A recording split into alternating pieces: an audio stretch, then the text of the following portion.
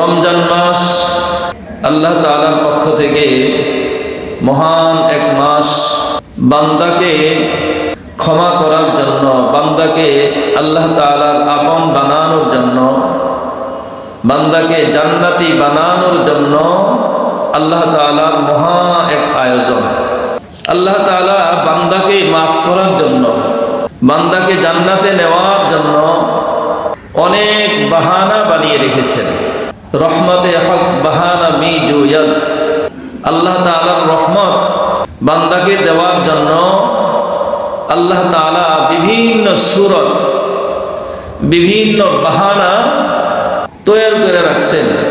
মা বাবা সন্তানকে দেওয়ার জন্য বিভিন্ন কৌশল অবলম্বন করে, বিভিন্ন সূরতে দেয়।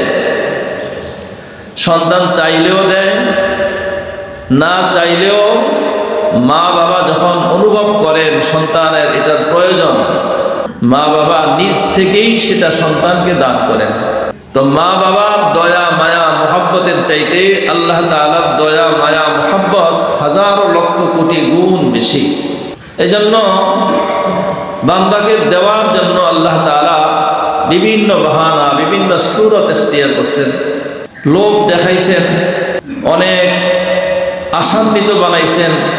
সব কিছুর মাকসাদ হলো বান্দা যেন আল্লাহকে ভুলে না যায়, বান্দা যেন জান্নাতের পথে চলে, জান্নাতের পথে হাঁটে। তো সেই দেওয়ার বাহানাগুলোর মধ্যে অন্যতম এক সুযোগ হলো পবিত্র রমজান মাস।